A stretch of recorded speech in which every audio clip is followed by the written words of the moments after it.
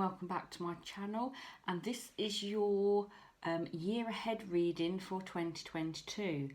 I'd just like to say a big thank you for all the likes and subscribes and the comments that my channel receives. I'm always very grateful. And before we start with your next year's reading, which I've got to say is really looks a good positive reading, so possibly your best year ever next year. Got these books now available on Amazon, and I'll put links in the description below. So we've got a dog racing logbook, and you can record up to 3 dogs races in there.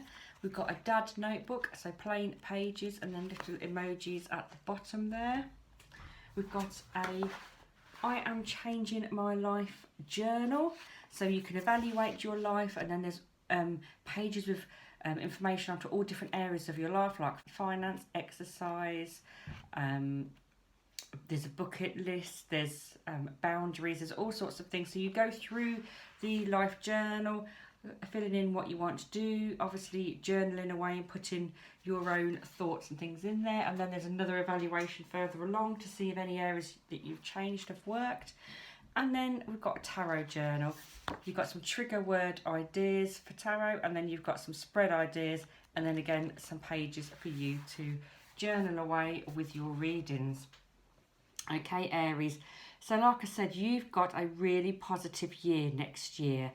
In the middle here, I've put the King and Queen of Wands because you're a fire sign and wands represent the fire sign. And then these 2 cards represent what next year is about. And you've got 10 of Wands, so that's moving on. 10's our completion, and 2 of Cups. So some sort of completion to a relationship. Do you move, Aries? Do you move house? Do you move in together? Are you moving away? Have you and a partner decided to go abroad and live? Who knows? But there's some sort of move and completion in relationships next year, or possibly with another person. You could be going into business with somebody. Right, let's have a look at the cards, and we'll start with January here. And you've got the Sun card. So in January, it's telling you to have that energy of the sun coming in there, telling you to enjoy yourself, telling you to get out there. So we know there's not a lot of sun in January, but just get out there in that fresh air, Aries. Get out, enjoy yourself, stay positive, okay? And just be positive and enjoy yourself. That's a lovely energy, the Sun card there. February, you've got the Queen of Cups. So whether there is a family member who is a cup sign. The cup signs are water signs, so Scorpio, Cancer, Pisces. If you have somebody around you with those sort of star signs, that could be somebody who's showing that things are calming down, they're happier. So you quite possibly have somebody around you in that star sign. If not, then it's just showing you that energies and emotions, definitely emotions, because the cups are emotions, that your emotions are quite calm in February. You're feeling happier. But remember, in January, you were told to get out there, have fun and enjoy yourself. So in February, you're quite calm, you're quite placid, okay? In March, you're still feeling quite stable. Like I say, we've got some good cards next year. You're feeling quite stable, but you do feel the need to... this card's saying it's a little bit of a boredom. Sometimes when things are stable, you get a little bit bored. So it's almost like you're itching to do something, Aries. You're itching to spend some money in some way. April, you've got the 7 of Swords. 7s can be about a new approach to something. And again, this card, this is your only sort of negative card. This can be a warning card. It can warn you about somebody trying to run off with your ideas, trying to run off with something to do with yours. In March, like I say, you had that feeling that you needed something a little bit more. Then in 7, you're running ahead with it. I've just pulled a card to clarify that, and you've got the Queen of Pentacles. So another person, that is an earth sign. But it could also be that that's to do with money, because Pentacles are to do with money. So it could be if you're spending some money around March, April time next year, just be careful that somebody's not trying to pull something over on you, run off, like I say, with your ideas, rush ahead, do something. It's about needing a new approach. It's about reflection. So it's just telling you to just watch out around March, April time. But May, you've got the World card. You've got the world turning in your favour. You've got the world at your feet. Anything you want to do.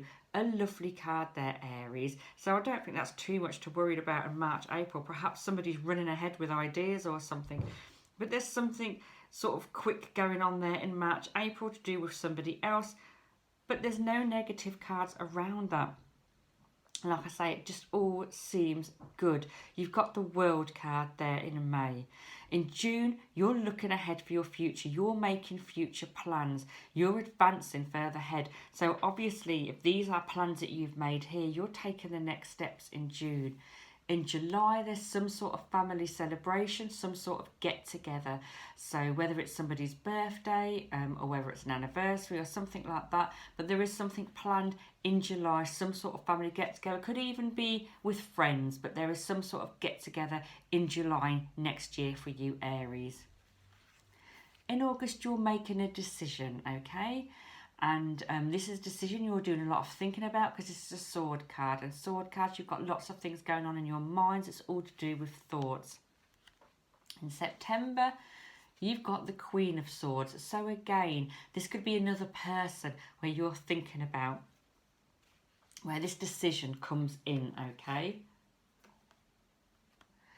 It is telling you you need a little bit of strength because quite possibly there's going to be another person who's not happy about the decision. So if you've made a decision back here in February, March, April, and then you're starting to advance towards it here in June where you're making that advancement.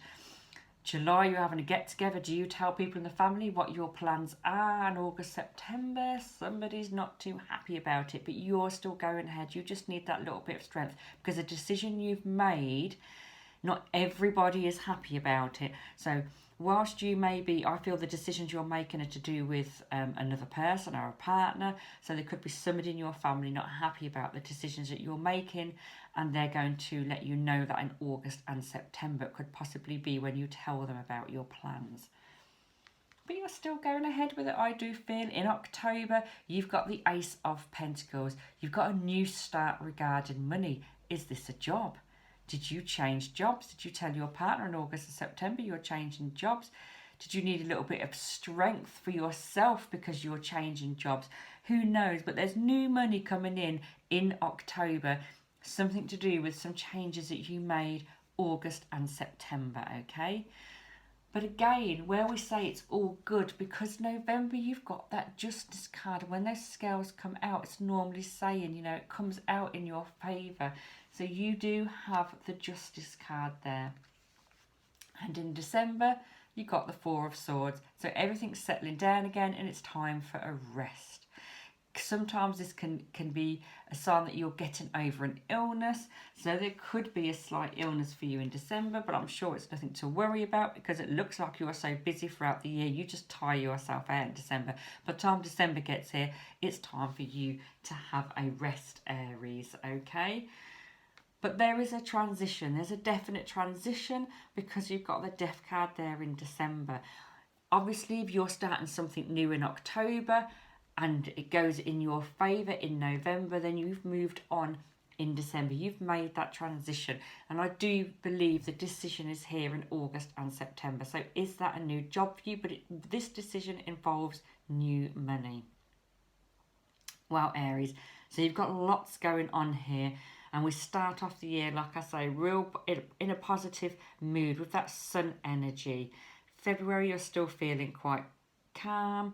Then we've got you feeling a bit like you need something a bit more. You need to be getting on, moving, spending some money. You're involving somebody else in March and April, and somebody's picking up and running with their ideas or running off with something. So they could just be running ahead with the decisions. But you've got the World card. You're advancing on with your plans. Then in July, you're meeting up with people.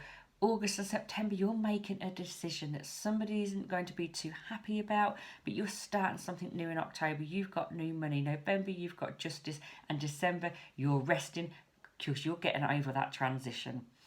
You've got a definite transition and time for a rest in December. So a full year next year for you, Aries.